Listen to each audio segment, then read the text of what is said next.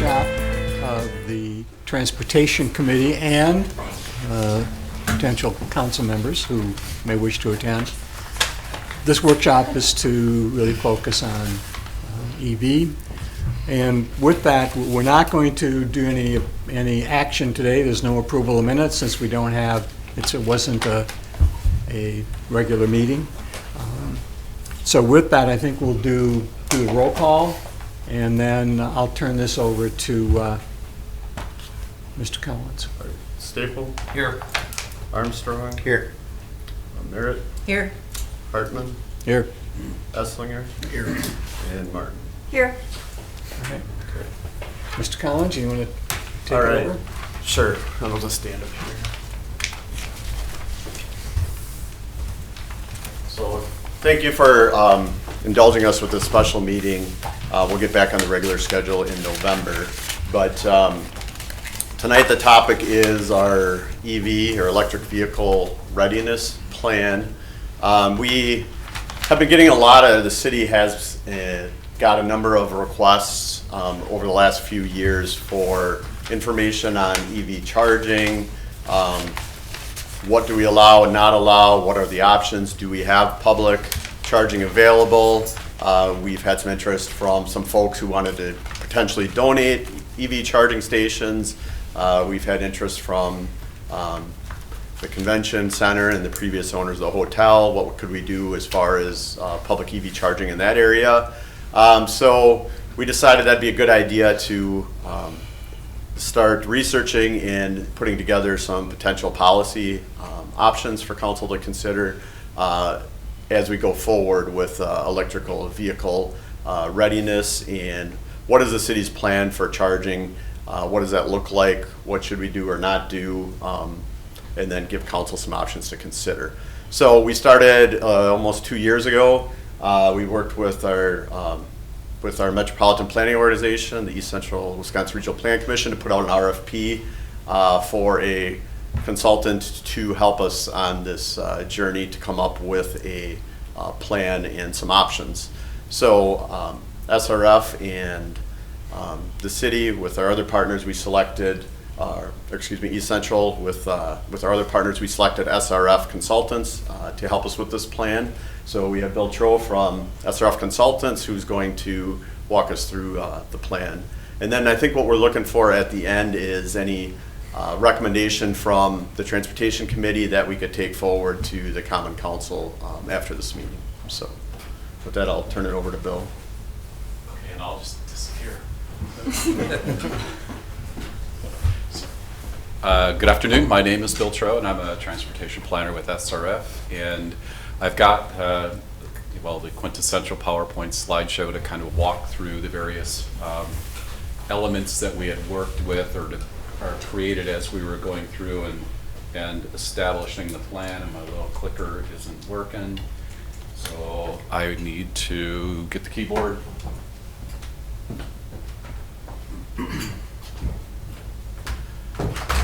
But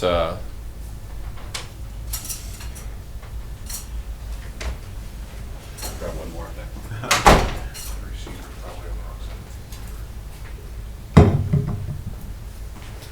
Okay. Is it turned on? Oh, probably not. Okay. Okay, we got her working. So what I want to do is just talk a little bit about the purpose of the plan, which Jim went through a little bit, and just making sure that everybody understands that we didn't create the plan that we've got put together in a vacuum, that we did have. I mean, to a certain extent, I would call it some extensive engagement, particularly when you think about the portion of the population that is already invested in EVs within the region is pretty small, but we went through and had some engagement and including a community survey. I'll talk a little bit about those parts of the plan that we had elected to address, because there are a number of domains, that, as we call them, that were included, other domains were not, and ultimately getting down to the recommendations that we had provided within the overall process. So let's start a little bit with just some background, and that we went through a series of questions at the beginning of, well, why should we really be putting together an electric vehicle infrastructure plan? And one of those primary reasons is when you look at greenhouse gas generation almost anywhere, that you're looking at close to 30% of the greenhouse gases are transportation related. And when you think about, well, transportation related, the biggest part of that is going to be what? It's going to be my car that I'm driving up and down the street. So the idea of focusing on electric vehicles to try to reduce greenhouse gases has the potential to be a significant game changer within a metropolitan area. So that is why one of the primary reasons that we would look at an EV plan.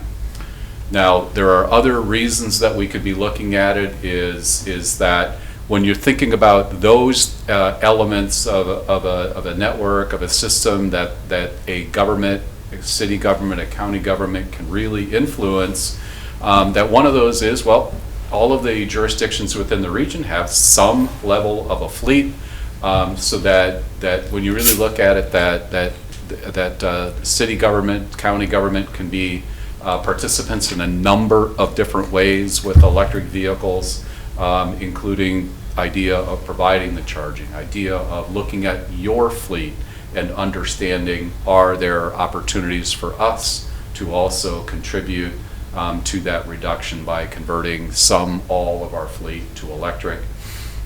Another one of the ideas of creating the plan, as opposed to just trying to go through and say, well, why don't we put some of these things out on the street, is that there are some, relative to other transportation studies that we do, there are some pretty diverse stakeholders that, and in particular here, the utilities, is that, okay, you do your long-range transportation plan, you do your transit plan, you do your comprehensive plan, you're really not engaging the utilities all that much, other than, well, we need to make sure that if we're widening a street, if we're moving some utilities, we have to deal with that. But in a plan, you're really not getting to that level of detail a lot of the times. But when you're thinking about electric vehicles, that utilities become a very big partner. And we did some outreach to the utilities here to get an understanding of what, how they may or are already kind of working their themselves into the world of electric vehicles. So there are diversity of our constituents. But then also, when you think about electric vehicles today, and the infrastructure for electric vehicles today, there are some barriers that we need to, as a community, think about and address. But then there are also some because there are limitations to a certain extent to people buying electric vehicles. You know, you got your cost, you've got, well, and then the catch-22 of, well, if I don't have real convenient charging at home, where else am I going to charge? So it's kind of a catch-22 on getting people to invest in electric vehicles. But then there's also some pretty big barriers that we have to address. And some of those biggest barriers within Wisconsin have been addressed, particularly in this last legislative session, when I kind of joke with people that have been working on electric vehicle stuff in 2 different states here and in Nebraska where I live. There were 2 states in the entire country that didn't allow anybody other than a utility to charge by the kilowatt hour, and it was Wisconsin and Nebraska. So both of those locations, and that really is the barrier, because if you can't charge by the kilowatt hour for that electricity unless you're a public utility, it's kind of hard to make it equitable between somebody pulling in their Chevy Volt and somebody else pulling in their Ford 150 pickup that is going to use a lot more electricity over the same amount of time, because that's usually how in these situations where you can't charge by the kilowatt hour, that the cost of charging gets connected to the customer. So now in both states that has gone away. So now we have the ability to be a little bit more surgical in how people get charged for that. But that is one big barrier to charging. And then there's also some things on the pricing structure of electricity that gets pretty far into the weeds. But there are some very significant barriers, including just the cost of the equipment. But also, while there are costs and barriers. There are some also pretty significant cost, particularly cost-sharing alternatives out there. I'll talk a little bit about the NEVI program, as we call it, which is the National Electric Vehicle Infrastructure Program, and that is a federal program to help subsidize the construction and, to a certain extent, the operation of electric charging stations. But then there also is another community grant where different jurisdictions can put together a grant application and request funding from the federal government to install electric vehicle charging stations for community use. So these are both projects that are within the bipartisan infrastructure law, and so there is funding. The community charging one is a competitive grant, and those are, I mean, when they use the word competitive in that grant, in almost any grant these days, they are very competitive, with maybe 8 or 9% of the jurisdictions that request funding through these programs actually get funding. So it's pretty competitive. Okay, so at the beginning I had talked about the definition or the concept of what we call is a domain. And there are 5 domains that we work through in these kinds of studies. First is looking at, or one of them is the fleet, the vehicles, including charging, including maintenance of vehicles, and that would be the fleet of a jurisdiction. We also have a domain of public charging. What are those things that we need to address to implement or expand public charging? Another one is charging readiness, or what do we need to do within the region or within a particular location to be ready to install chargers, and that's basically what are the other infrastructure improvements that need to be done. Another element there is charging design, which is a little bit on, well, where are we going to place chargers? What might they look like? Particularly if we're looking at the idea of on-street charging. You don't want some, monstrosity sitting right there on the curb. You want it to be aesthetically pleasing, things like that. You want it to be functional. You want it to be accessible. All of those things get integrated into the charging design. And then the final one is private and commercial charging, which gets, I think, to be a little bit difficult in some locations, particularly when you don't have a whole lot of control over, or local control over, building codes and things like that. But for our work, we focused on the 3 in the middle, with a greater emphasis on the idea of public charging, with the understanding is that, okay, this is the first plan that was put together for the area, and we're not ready or not in a situation right now where any of the jurisdictions within the MPO area have really developed a fleet transition plan of considering converting all of their city, county fleets to electric. So we put that one off a little bit. And then the idea of private and commercial charging, that the idea would be is that the market would work for those particular areas. Now, we didn't completely ignore public and commercial charging. We did go through and do a little bit of a mapping exercise as to those areas that would be conducive to placement of chargers, and I'll touch on that a little bit. Okay.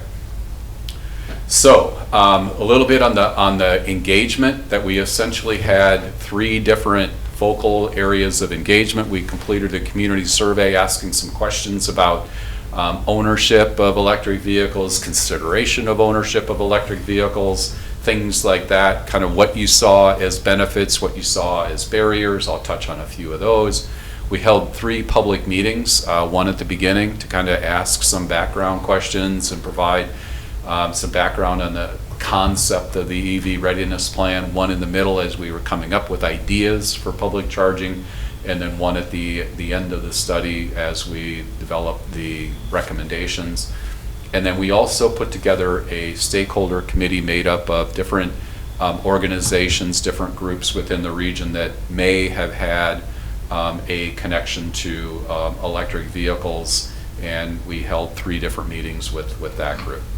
Okay, so a little bit about the community survey. I don't think this one's going to surprise anybody, but about 15% of the population within the region, which is consistent with what we saw out of the survey, either own a plug-in electric vehicle or a hybrid electric vehicle. So still the vast majority of folks within the area are, gas, diesel, compressed natural gas, those kinds of things, or other fuels, or your typical internal combustion.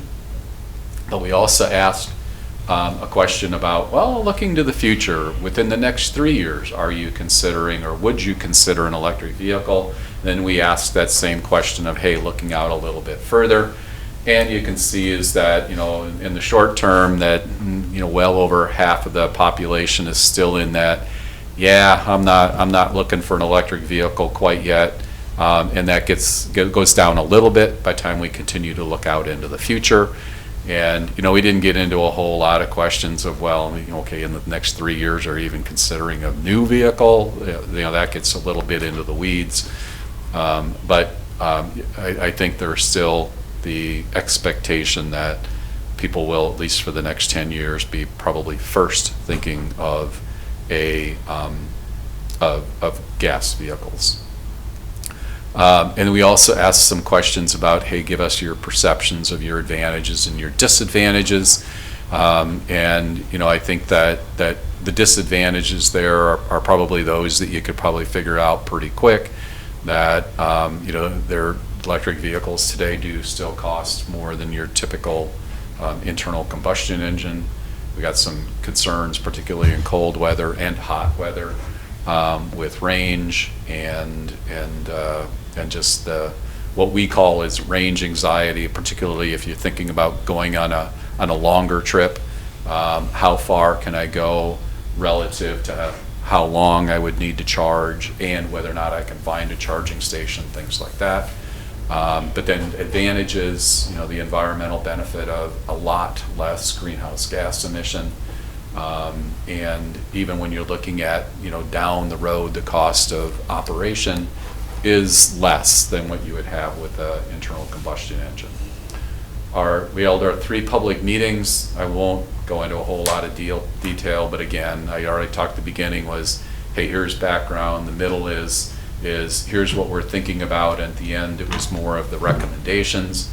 I think one of the things that came out of the public meetings, and particularly the second one where we were starting to go walk down the road of here's where we think we're going, that where we were thinking of more of what and I'll get into this in a couple of minutes, level 2 charging, which requires a longer amount of time to charge your car than level 3, where our plan was focusing more on level 2.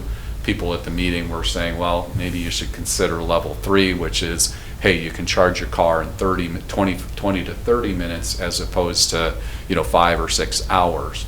And there are cost implications with that. There are infrastructure implications and all of those things. But I think that was one of the big takeaways from that second meeting was, hey, at least have a conversation about level 3.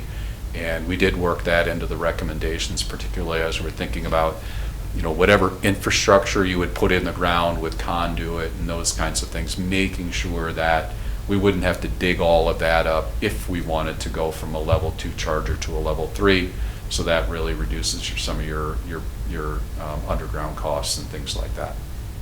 Okay, let's talk a little bit about the work that we did to get to the end game. And that our process was essentially narrowing. First was that the first thing that we had to come up with was, well, how many electric vehicles do we think we're going to have within the region in a particular horizon, which we picked as 2050. Because that is going to set the stage of, well, what do we need really for infrastructure? If there's going to be 10 electric vehicles by 2050, well, I could probably go home. But if there's going to be thousands and thousands and thousands of electric vehicles within the state, within the region, well, then we probably need to have more of a consideration of what we're going to do as a community relative to infrastructure. Once we have an understanding of the vehicles, then our primary goal is how many charging stations do we need, and we call them also ports. So each port is one of the plugins. How many ports do we need within the region, but then also how many ports do we need to support various types of uses within the region. And then the next one is, well, we're only in this plan focusing on that domain of public charging on public property. So what is that portion of the entire demand? And then, well, okay, now we know how many ports we think we're gonna need. Well, how are we going to install? How are we gonna operate? What are our options there? Went through that process and finally kept narrowing and narrowing and narrowing down to, here are locations that we would recommend, and here is a recommendation, at least for an initial operating plan. And that's where, at the end, where we're saying, okay, that amount of charging infrastructure, the charging locations that we need today is pretty small. So let's, instead of just jumping in wholehearted, let's make sure that we're being a little bit cautious, and that's where we came up with the idea of pilots, and I'll talk about those. Okay, so you can the chart there in the bottom, in the kind of the orange and the white is kind of our starting point. Is that, okay, within the county we have almost 190,000 vehicles, and this is at the end of 2023, and we had just fewer than 400 plug-in electric vehicles. So that kind of gives you an understanding of, hey, we're still dealing with a relatively small, and not even relatively small, we're still dealing with a small population of electric vehicles within the area. So that you look at it one way and you're going, well, gee, should we really be putting together a plan? You look at it another way and say, well, now is the time to plan so that we have an understanding of what we need in the future, because that is not going to stay that way. And I'll hit on where we're going into the future here in a slide or two, but I kind of already talked about the levels. Level 1, level 2, level 3, or DC fast charger is kind of the different characteristics of the chargers. Okay, anybody here got an electric vehicle at home? Okay, you go to the dealership, you buy your electric vehicle, and depending on how much you paid for it, they may actually give you a level 1 station for your home, and that plugs into the wall, but it also takes, as you can see on the bottom, it'll take you all day to charge your vehicle. So essentially you come home at night, you plug it in, you unplug it in the morning.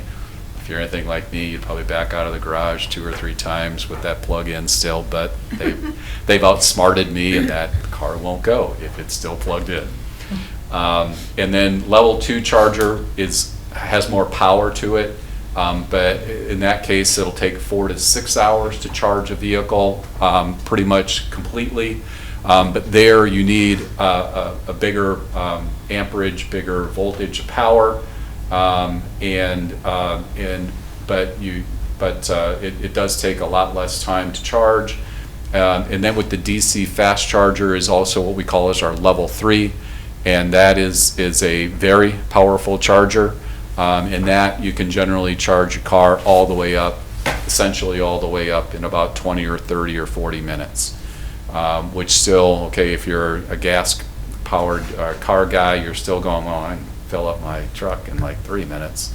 That's still a while of charging, but you kind of see between each of those levels the differences in the power. But then there's also considerable distance or differences in the cost between the level 2, level 1, level 2, and level 3. And I've got a slide here, and we can talk about those in a little bit. So within the region, that right now there are about 24 locations or charging ports that are publicly accessible. There are 13 that are level 2, 11 that are level 3. For the most part, they're essentially free. There are some Tesla superchargers at Festival Foods that do charge, but the bulk of the chargers that are out there are are at Bergstrom car dealerships, and they are accessible to the public, and they're, from what I've seen, there is no charge. And they are distributed around the region, but for the most part, we're still looking at level 2 charging when you're thinking about the distribution, because 6 of those level 3s are all at Festival Foods. And that's seemingly how Tesla seems to put them in, is clusters of them.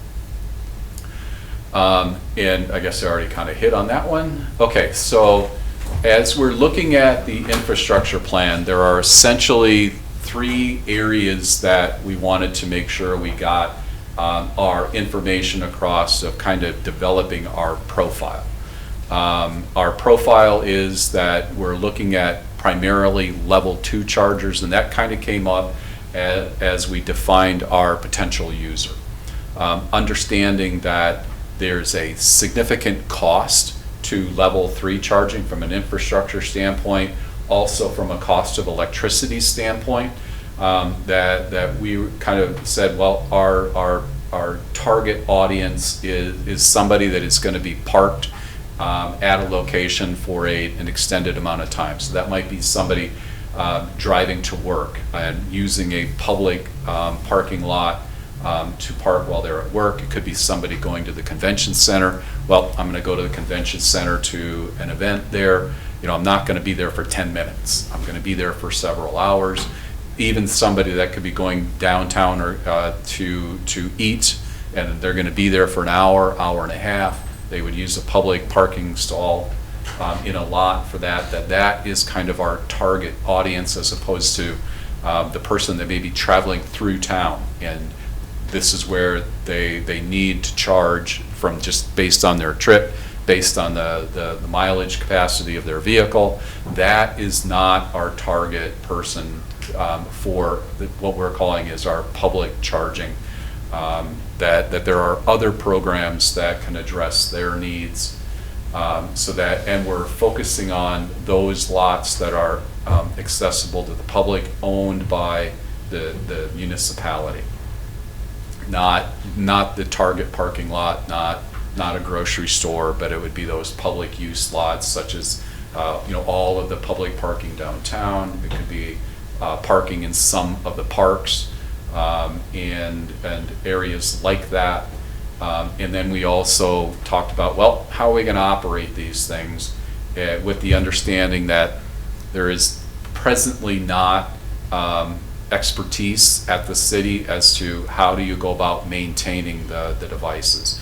There's some concern about, well, what do we do if they're not working? Do we have the capability of repairing them, of all those kinds of things? So we kind of hit on the end of the idea that the preferred operating model would have a vendor come in to operate them because they have the expertise on repair. Then we can build into that contract the responsibility of a certain amount of uptime, which is generally over 97% in a lot of those contracts, or higher, so that there we can make sure that the experts are those that are operating devices within Oshkosh. Okay. Again, now looking towards tomorrow. So here we are today. We have about just short of 500 EVs. That by the time we get to 2050, we've estimated that we could have upwards of 42,000 EVs on the low end, and higher than that on the high end. We kind of bookended our estimates of the number of EVs that we would have within the region. And from that, we were also then able to estimate the number of chargers. And what these charts are showing you is that the different levels of chargers and kind of the location. The blue portion of each of those, which is the bulk of those, are level 1 chargers and that are in people's homes. The assumption is, and you see mostly today, is that the vast majority of charging is done at home. And the expectation well into the future is still that the vast majority of the charging will be done at home, and that at home, also then there's the expectation is, well, that car's going to be there for a while, not being used. So the investment into the more costly level 2, or it'd be real nice to have that level 3 charger at home, but I don't know anybody that's got one of them. So the idea that even into the future, as the number of EVs within the region continues to grow, most of that charging would still be at home, and that we also were able to estimate how many level 2 and what we're calling is the private shared, which would be a business, a business park, office space parking lot that is intended for employees, things like that. And then our level 2 public charging is our focus of this plan, along with level 3, with the understanding that level 3 or those DC fast chargers would be something that would be addressed down the line when I think that there's a better handle on the cost, a better handle on the availability of those devices, because there's a lot of competition today for level 3 chargers. This is just giving you the definitions of the outside of the home. So everything outside the blue and what we're calling public, what we're calling private shared, is that the program or the application that we use, sorry, I used a weird font that didn't translate onto this computer. But there's certain definitions of what goes into each of those categories with the application that we use. And I'm only showing this to kind of show that under that public level 2 charging, that includes shopping areas, recreation areas, community centers, healthcare locations, but only a portion of those would be in the public domain, or those that would be controlled by a particular jurisdiction. So that those would be either the recreation centers, the community centers, or the transportation facilities, what could be park and ride lots and things like that. So this is another way of kind of looking at that public charging, that what I've got is my little device here and stratified or pulled out when you're looking at how we would assign devices to each of those kinds of uses, how we would kind of slice up the pie there, with at the very top there that the city lots is only the portion of that outside of the home charging that we're really addressing through this plan. So those would be, all of the city lots downtown, any of the city lots or where there might be a public works garage, things like that, or the community parks, those are the areas that would be in that small sliver in the top. And that based on the number of EV ports that we're estimating into the future, that sliver that we're addressing through this plan either represents between about 40 or to about 125 ports. And that kind of depends on how aggressive the region is on continuing to increase the portion of the vehicle pool that is electric vehicles. And you can see, well, we had quite a range there in what that might be, but when you're starting with a very, very small portion of the entire vehicle pool that way, by the time you get out to forecasting, it is going to be a little bit of a wide band. So this is the number of ports that we want to then address through a little bit more detail on the location. But as I said at the beginning, that private and commercial charging, we didn't just completely ignore it. What this map is showing you, based on the right, on the different intensities of the green, are those locations within the metropolitan area that would be more conducive or more applicable to placing chargers, so that as you continue to look forward, as there may be more inquiry as to where chargers could be located within the area, within the region, that we have this map to help direct a little bit of those areas that are more conducive. because the more green areas that we focused on looking at the traffic within the corridor, because, well, that is a pretty big determinant of how much use there might be. So more traffic, greater opportunity for use. We included poverty status simply because as you're looking at any of the grant programs, that there is a focus on equity, a focus on addressing needs and benefits for low-income areas, and primarily as I look at it, relative to the idea of electric vehicles and locations of higher poverty, is if there are opportunities in those locations where there is grocery stores, those kinds of things, and we can make charging more convenient, even though it may not be charging by people that are in a lower income bracket. If we can reduce the greenhouse gas emissions in those areas, the pollutants due to congestion, those kinds of things, there is a benefit to those folks in lower income categories, which is, again, a focus of most of the grant programs. We also looked at all of the different zoning categories, focusing on multifamily, focusing on office as potential locations for that would be more conducive for charging. So those areas that with higher the areas of multifamily, areas of office would be more green.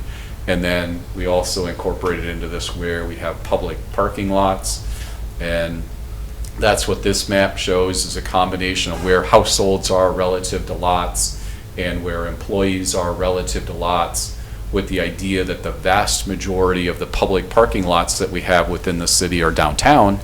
And so that's what this blow up is here. So you can see is those locations where we would be considering public charging are also locations where there are employment opportunities nearby.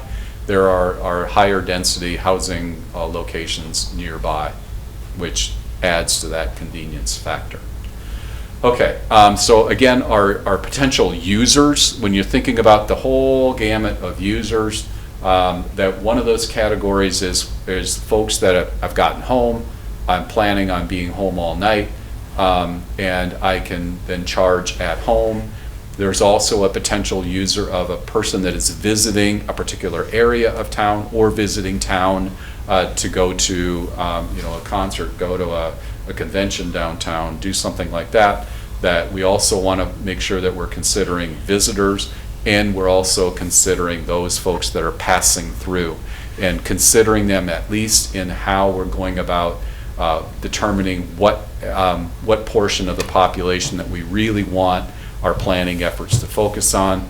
And that's where we're hitting on that middle one of the visitor to the area, somebody that is going to be parked, someone that's likely going to drive their own vehicle, somebody that could be parked for several hours, somebody that's not, that has, not looking to invest a whole lot, and particularly somebody that's going to be in that location for a particular or a longer period of time. So that kind of helps direct a little bit of who our target audience is, but I wanted to hit a little bit on the National Electric Vehicle Infrastructure Program, which is really a program that is going to focus on the pass-through person, because these are our first target here, and that this map showing the state, all of the green lines are the interstates, but these are the locations where the state is intending to focus the bulk of the money that was received from the federal government through this program to construct and operate electric vehicle charging stations. That these are intended to address longer distance travelers. So that would be my pass-through traveler to the Oshkosh area. There are within the area that 2 locations have been approved for use of these money. One in these dollars. One is in Oshkosh at the Quick Trip off of Washburn, and another one is still in the region, but it's up in Neenah, one of the BP stations on Main Street. So these are the 2 NEVI funded program locations within the region that will receive money. And in each of these, the program requires that you put in 4 charging stations, and they're all of the DC fast chargers. So again, that when you're focusing on that pass-through person, that you're not assuming that they're going to take 4 or 5 hours to charge their vehicle. But now getting back to kind of our focus is and talking a little bit about the pilot, and I'm kind of ending here a little bit. So the pilot that we had come up with would be would include a location in downtown, again, because that is where the bulk of the public parking is located. But it also is a location where we would find our target customer. Because these are, you drive downtown, you use a city lot to park for work, you're expecting that, well, you're probably at work for about 8 hours. So you don't need necessarily that fast charge.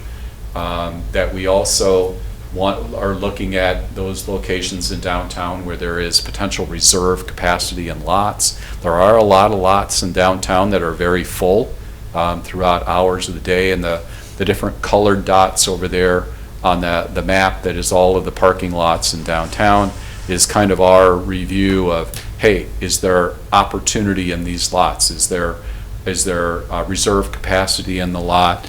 Is it a lot that isn't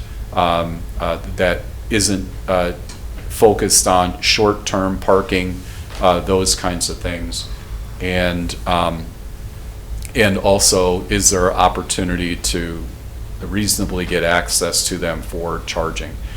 So in our pilot, we had identified 2 locations that would be, at least in our minds, reasonable to start with. One would be the convention center. When you think about the target population that I was talking about, the convention center and the activities that go on there would be consistent with that kind of a user. And then the other one is Lakeshore Park, that as the park was reconstructed, upgraded, that included within the plans for the parking lot was some of the underground infrastructure for electric vehicle charging. So that to me is kind of that quasi low-hanging fruit from a park standpoint of an opportunity. So that was one of the other locations we had talked about for the pilot. In each of these, we're suggesting 2 devices each with 2 ports, so you get a little bit of redundancy in case there's issues with one, and also that provides you some capacity, because you think about how many people could be coming to an event at the convention center.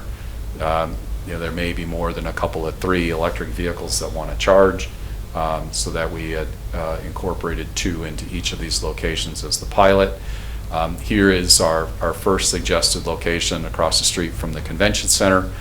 We also selected this one because if we go on that side of the street, that we're that much closer to some of the other activities in downtown, and maybe we can get double up on the potential user. It could be people going to the convention center, but it could be a person just coming downtown every day to go to work.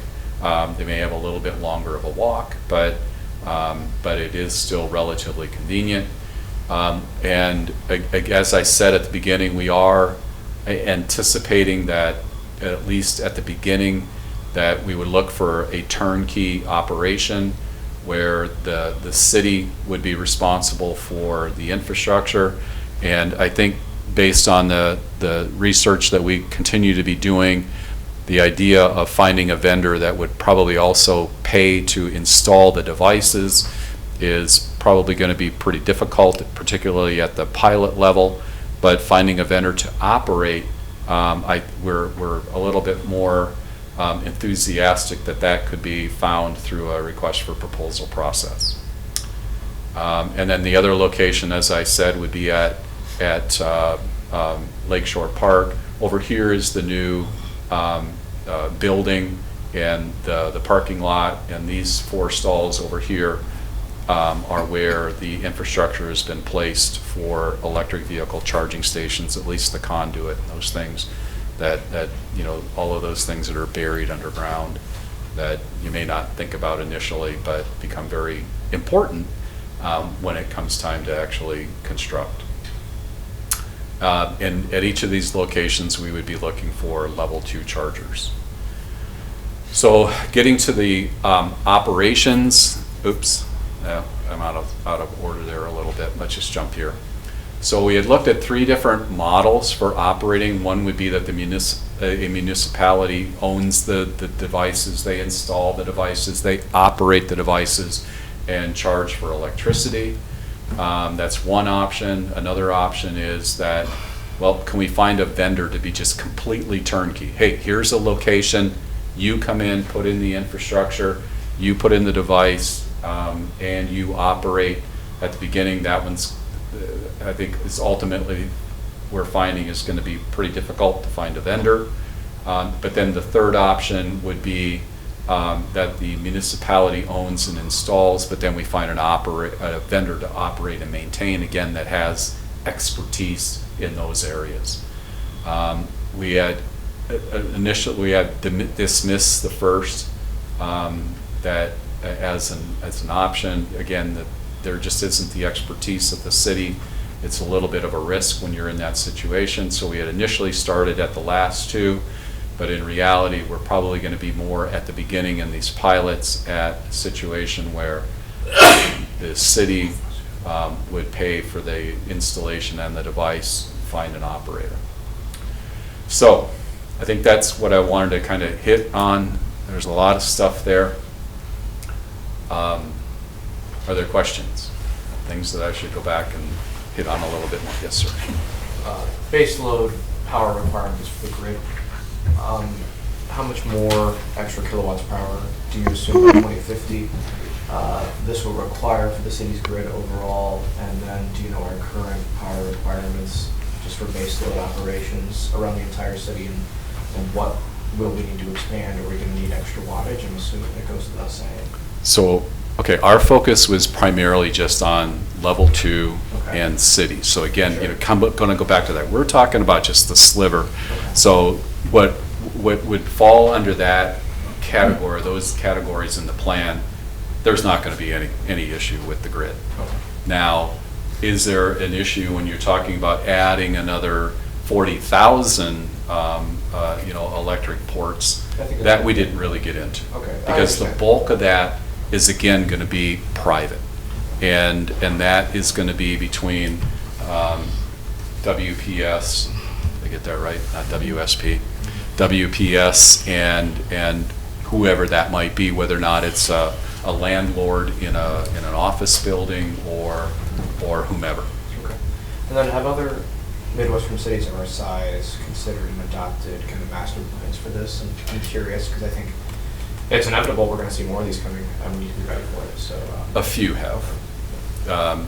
And we kind of had that conversation beforehand, and that the number of electric vehicle infrastructure readiness plans over the last year has diminished. And I don't necessarily understand what's leading to that, other than just, well, we're just not quite ready yet.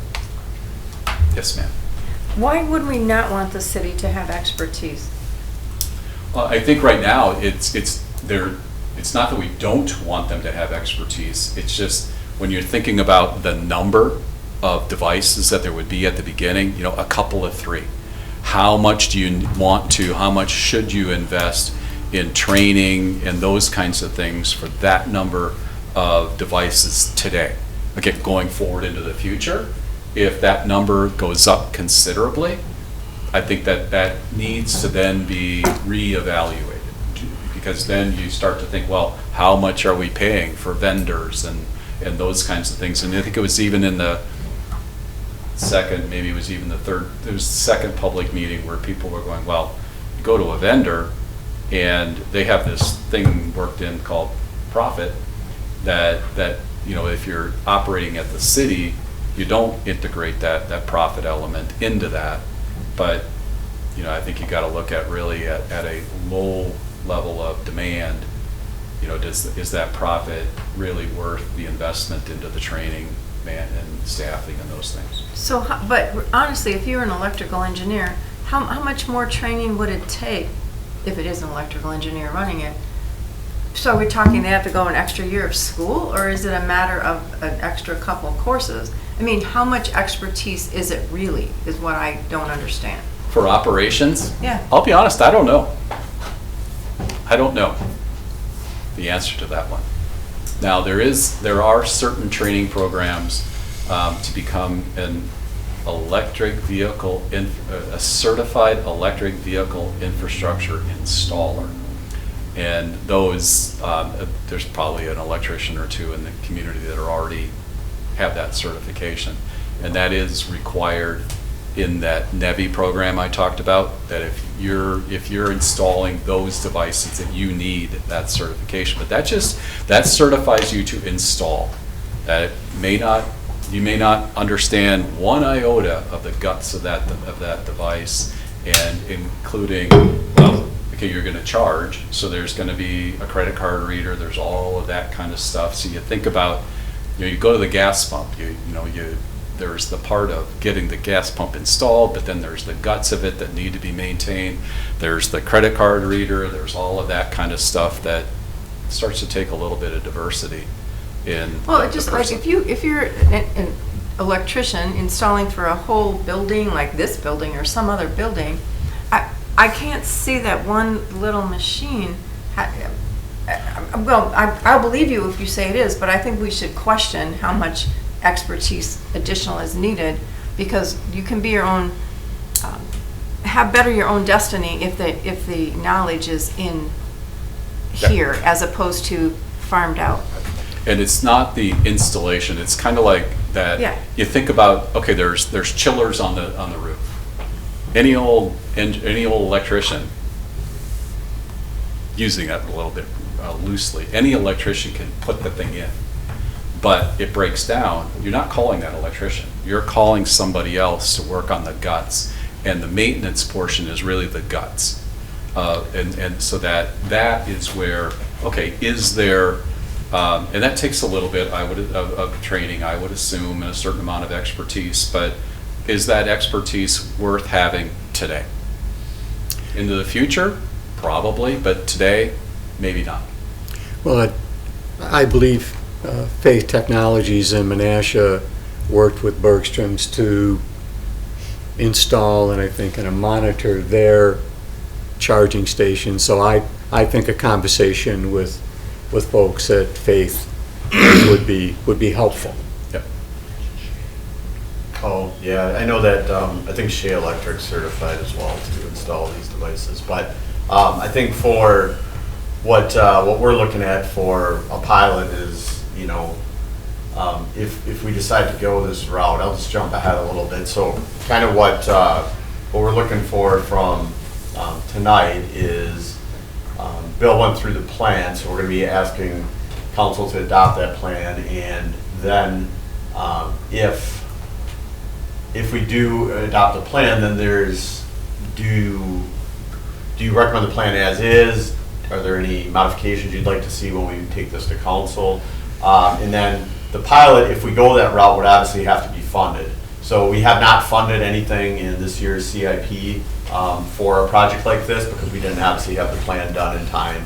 So it would be next year putting something into the capital budget if we wanted to look at installing some electric vehicle charging stations as the pilot. And like Bill alluded to, we're talking about probably starting, that's what a pilot is, just starting small, right? And seeing, okay, if we install a few of these, then we can get some data on the usage and things like that. So the thought was that start small, and obviously there are some contractors out there that would obviously we'd probably have to hire to install them that have that expertise and that certification. And then there's the maintenance of those devices. We have city electricians. Are they capable of learning how to do that? I'm sure they are. However, when you're only talking about a couple units that probably aren't going to require a whole lot of maintenance, usually in those cases you're better off with a contractor that has that expertise, because it's probably not going to cost you a whole lot of money and or take a whole lot of time. So we're not going to get the economies of scale as we would if, like obviously they can do buildings and we got enough street lights and traffic signals that keep them busy, where we have so many of those that they have that expertise and it's worth them learning. So So to answer your questions and also kind of give you an idea of what we're looking for from this group, hopefully that gives some clarity. Go ahead. So we're talking of a relatively small piece of pie, and I know nothing about electronic vehicles or electric vehicles, but do they all take the same charger configuration? Can every vehicle use every charging station, or are we making that slice of pie even smaller because only some vehicles can use this and some have to use that?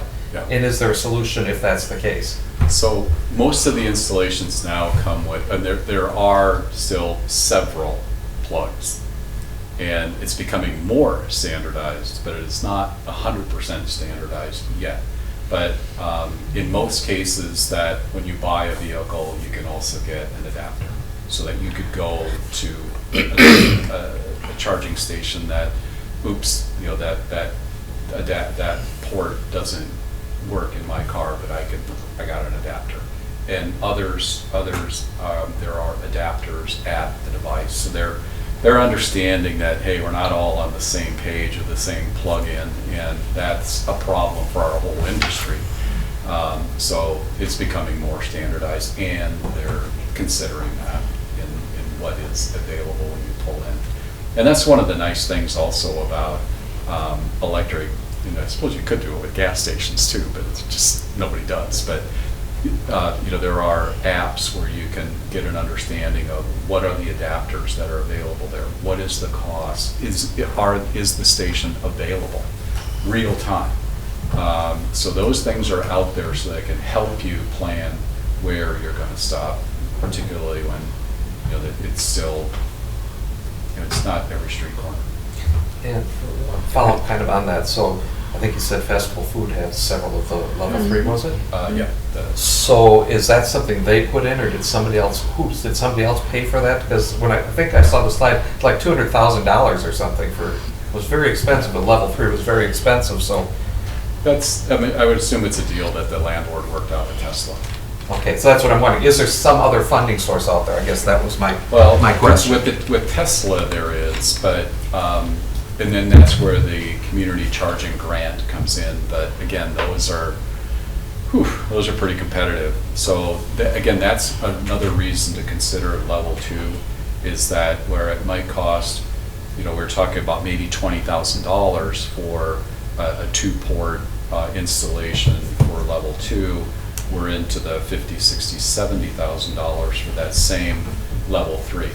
Okay. And then even with it's kind of interesting, even with the NEVI program, that the work that we were doing in Nebraska, we were assuming that any one of those installations was going to be $1 million.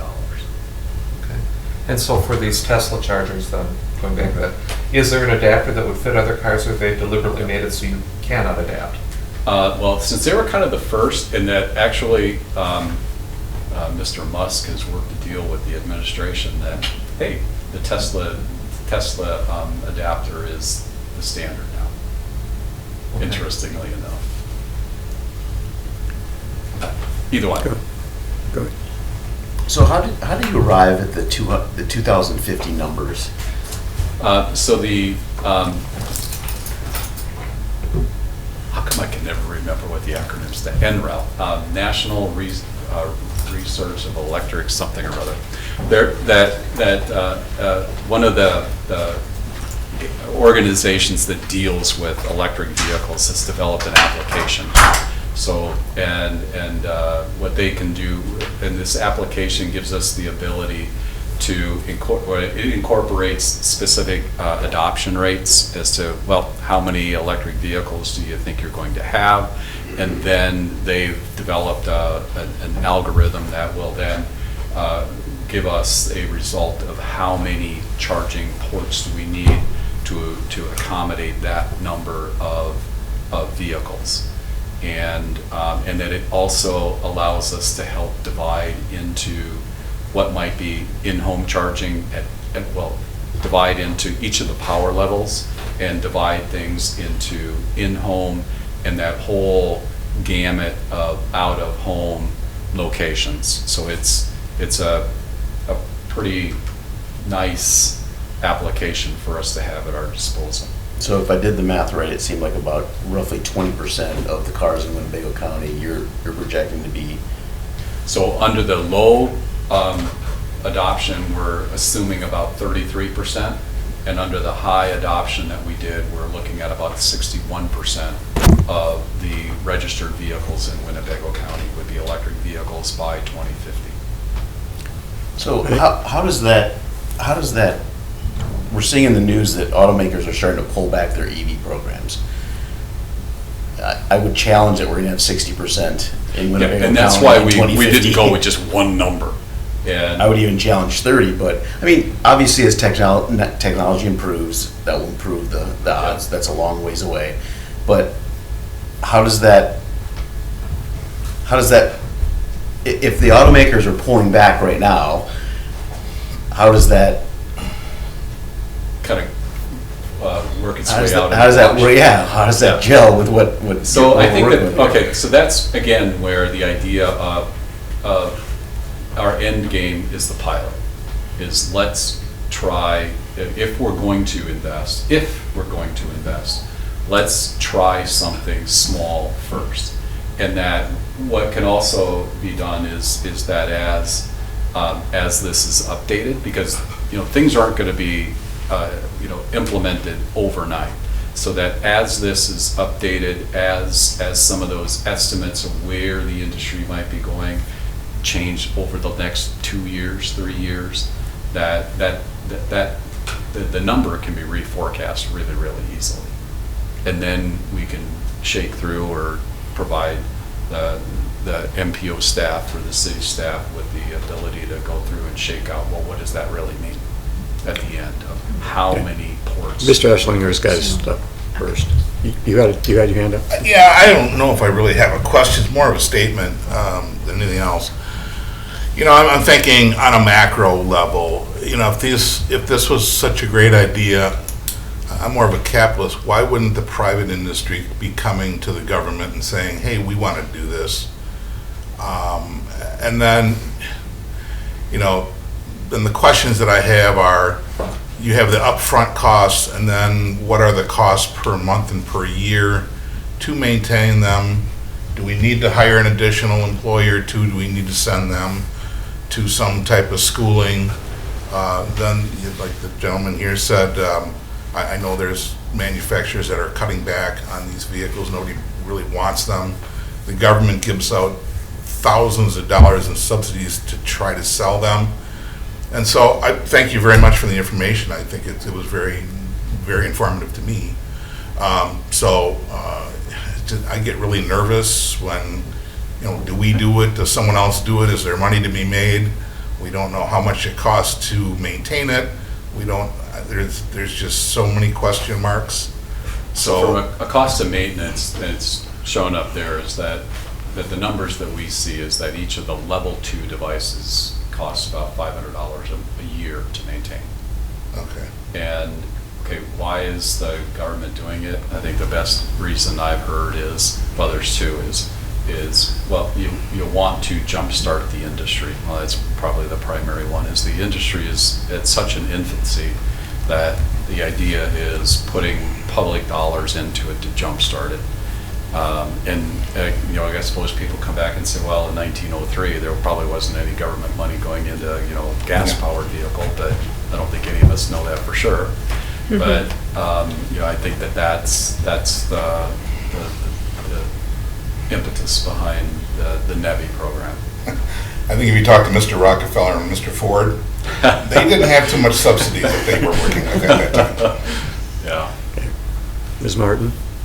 So it seems like our Oshkosh wants to be, like a destination place for conventions and for all this kind of stuff, music festivals and so on.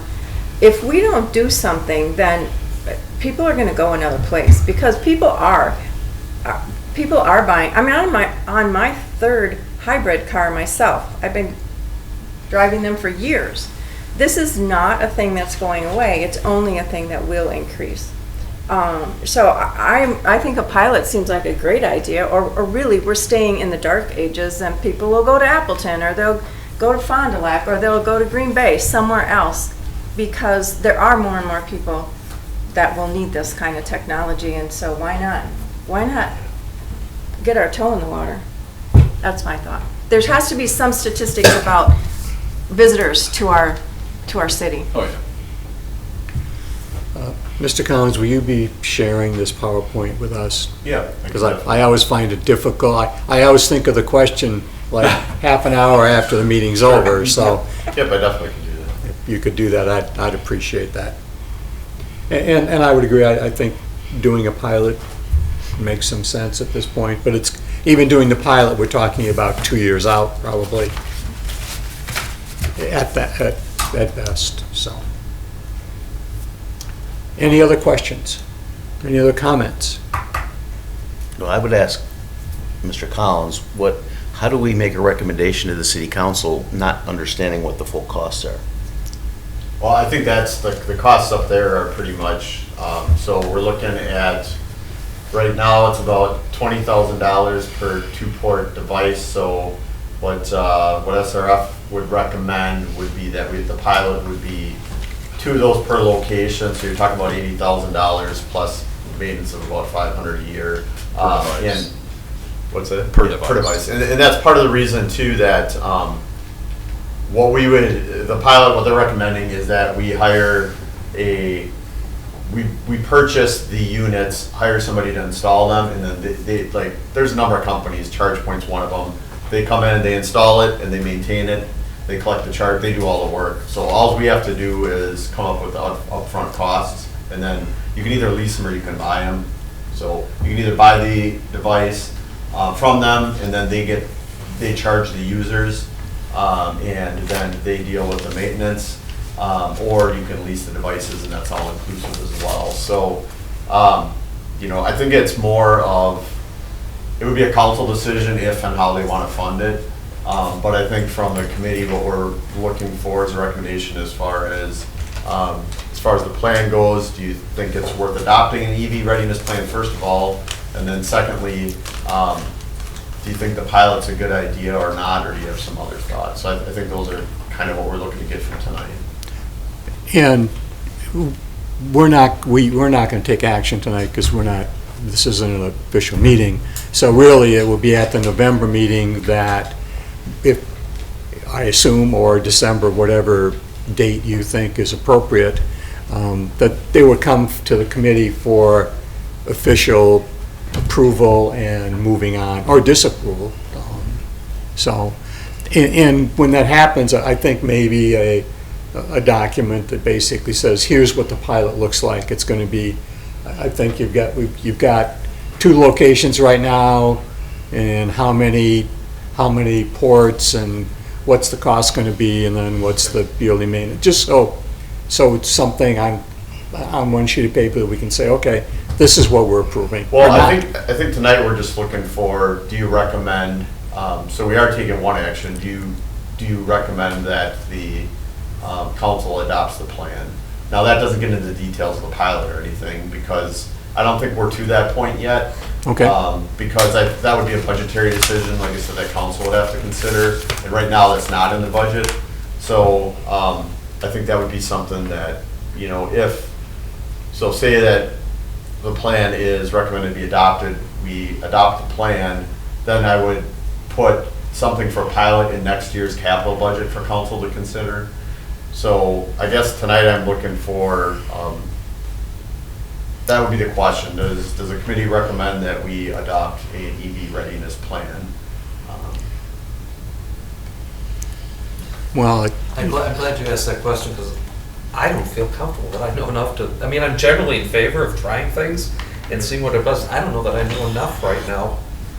Mr. Chairman, I'm just Decide on looking, that. I'm looking back at the letter that was sent out, and for today's meeting, actually, there's supposed to be approval of minutes. correct. And because this was not a meeting, it was a workshop, I didn't call for the approval of minutes, because that should happen at the next meeting, which would be November. Yeah, and- That would be a regular meeting. And I agree with you 100%. All I'm saying is, based on this letter, Correct. there was supposed, okay, and yeah, so Yes. no matter what the vote would be on this, as a council member, and I've done this on the plan commission also, when there's, I don't want to say contentious issue, but somewhere where there's, a lot of different ways of looking at it, I don't think it would be appropriate for me to be voting on that because, as I've stated before, I think there are many people that want to talk to council members and give their opinions, both positive and negative, or for or against, I guess, better definition. And for a council member voting on that at this level probably would show some type of bias, an initial bias, and I don't think that would be fair to my constituents. So whatever the board wants to do, that's going to be up to them. If there's any formal action, I'd recuse myself from that. Right, and I don't believe we can do a formal action. Personally, I think we should have an EV plan. So I think we should have such a plan.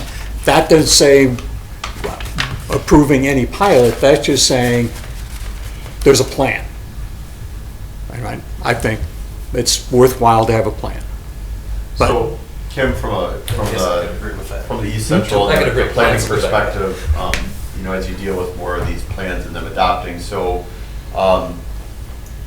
do you think it's appropriate then, are we looking for, basically just general, the committee feels that we should adopt an EV plan? I mean, this one's a little different because you got a pilot recommended at the end as well, but I don't think you're recommending the pilot, I think you're adopting an EV readiness plan. Is that your experience?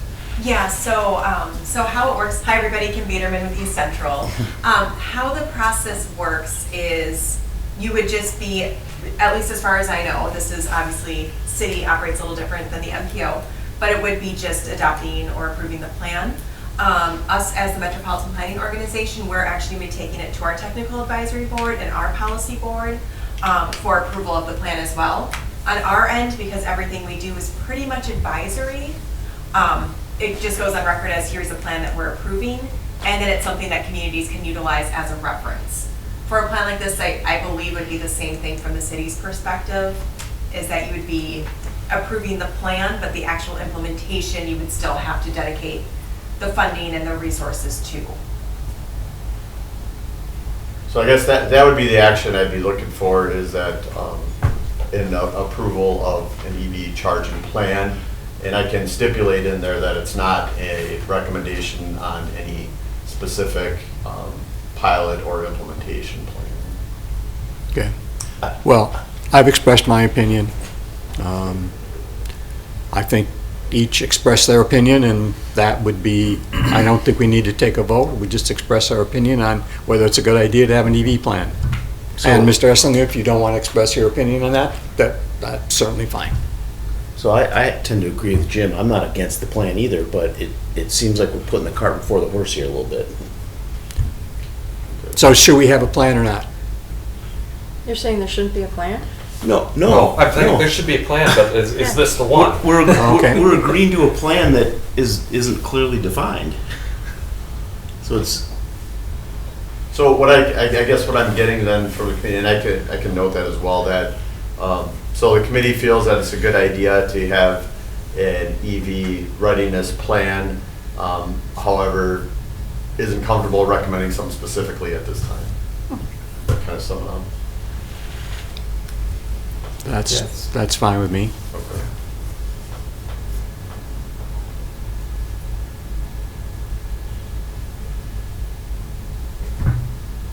I think that meets what we need. That's what was going to be my next question, because Hmm? it's hard when you just get this, to Right. figure it out. Yeah, no, Very I quickly. agree. I understand completely. So yes, it's hard to, especially when, there's no current budget or anything planned for it. So I think that's enough to go on so that we can also take that recommendation to council. And then I think what council will ultimately have to consider is wrestle with this when we go to the capital budgeting process. And, is this something you want to fund or that you don't want to fund? But like I said, we already, that ship's already sailed for this budgeting season, so this will be something that would be considered with the next budget season. So. All right. Any other thoughts, comments? And I think we're done. All right, well, thanks, Bill. Yep. I don't think We can adjourn unless any has any further questions or objections to adjourning. All right. Well, thanks for everybody's time. Like I said, we'll get back to the regular Transportation Committee meetings in November. We got a Great. pretty full agenda for November, so we'll look forward to that. Okay. Thanks. And thank you for the presentation. Yes, thank you. I- Learned a lot. I- Thank It was you. very informative. I'm happy with, I'm okay with that plan, but